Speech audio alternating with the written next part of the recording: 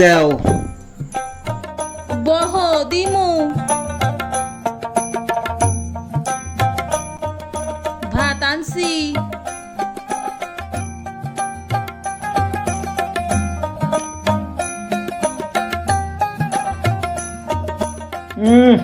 এটা কি রান্না হয়েছে?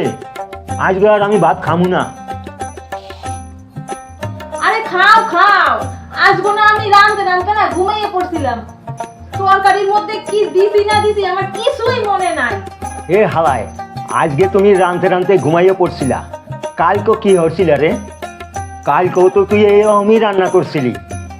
আরে রান্না করার সময় তোর মন কোন দিকে থাহে রে?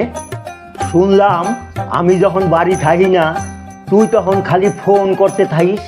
হ্যাঁ, কারে ফোন করিস রে? বলছি লাবার টাবার কিছু জোগাড় করছিস নাই রে?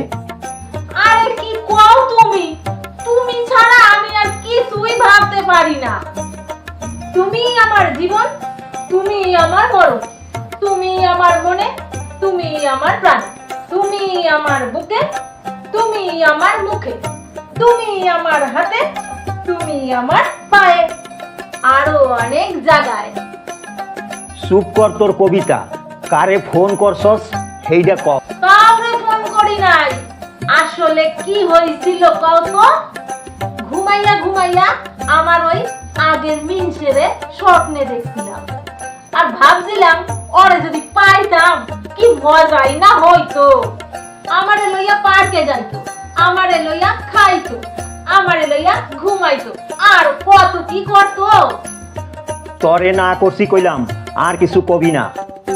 জন্মের মতো তোর রান্না তরে খাওয়াইয়া তোর মিনসের কাছে পারামু। খারা, আমি আর খামু না, তোরে জন্মের মতো খাওয়ামু। তোর ভাত তরেই খাওয়ামু।